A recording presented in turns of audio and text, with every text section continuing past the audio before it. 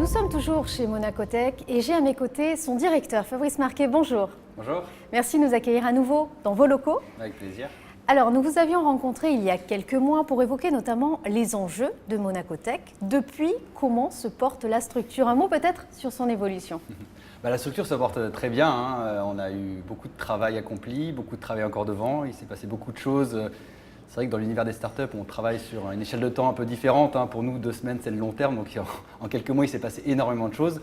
On a commencé par accueillir donc, les 17 premières sociétés qui nous ont rejoints.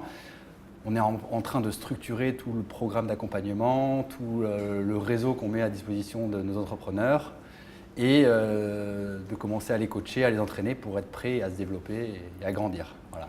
Et en parlant d'évolution, vous venez de procéder à un 3e appel à candidature pour notamment intégrer de nouvelles startups ici au sein de Monacotech. Alors, chose faite, qui sont-elles? Oui. Alors, on a fait cet appel à projet qui s'est terminé au printemps, fin mars, début avril. Et du coup, là, on accueille 7 sociétés qui vont nous rejoindre le 11 juin. Donc, ça arrive assez vite. Donc, on a 7 sociétés dans des profils assez différents. Et à chaque fois, encore une fois, dans notre processus de sélection, ce qu'on regarde, c'est en fait quelle est la pertinence pour ce business d'être pérennisé à Monaco sur le long terme. Donc, ces 7 projets répondent à ce critère-là, entre autres.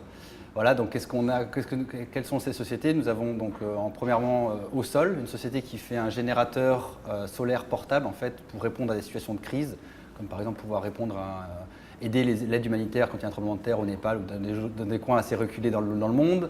Ensuite, on a Urban Lab qui est une société monégasque portée par une monégasque de planning urbain qui essaie de porter des solutions pour révolutionner le planning urbain.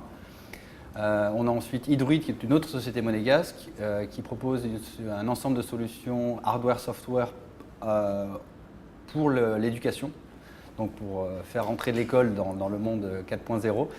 Voilà. Ensuite, nous avons Black River qui fait un sous-marin électrique pour l'exploration. En fait, l'idée c'est de pouvoir aller dans le milieu marin avec une propulsion comme un poisson, avec une nageoire caudale, pour en fait pas déranger l'écosystème quand on vient le sonder. Ensuite, nous avons Classic Electric, donc il y a une société qui propose en fait de reconditionner des voitures, des modèles classiques, donc de collection, en voitures électriques sans dénaturer en fait ces voitures-là, pas les transformer en monstres. Le but c'est de garder l'esprit de la voiture, mais qu'elle puisse être propre et pouvoir potentiellement aussi être conduite dans les nouvelles métropoles avec les nouvelles réglementations qu'il va y avoir, etc. Nous avons également Orbital Solutions, donc qui est une spin-off d'une société qui existe à Monaco, qui est Monacosat, SSI Monacosat. Donc ils vont essayer de trouver de nouvelles applications sur des nanosatellites, donc une nouvelle technologie très prometteuse pour envoyer des satellites plus petits dans l'espace et pouvoir couvrir toute la surface du globe par un essaim en fait, de nanosatellites. Et dernièrement, nous avons la société SkyDeals, qui propose une plateforme de divertissement et de shopping en ligne dans les vols, en fait, directement pouvoir commander depuis l'avion, faire son shopping depuis l'avion directement. Alors, vous êtes entouré, comme à chaque fois, d'un tout nouveau jury et vous dites que c'est important d'apporter un regard neuf. Est-ce que c'est toujours le cas? Oui, exactement, c'est toujours le cas. L'idée, c'est d'avoir à la fois un regard neuf, d'avoir des expertises et des profils complémentaires qui ne vont pas regarder les projets de la même manière. Et aussi, bien sûr, une volonté d'ouverture. Ce qu'on cherche chez nos entrepreneurs, c'est des sociétés qui ont une vision globale et une volonté d'aller à l'international. Et du coup, il est important dans la sélection d'avoir cette vision internationale également. La dernière fois, vous parliez de synergie, de cohérence entre les startups. Est-ce toujours le cas dans cette dernière sélection?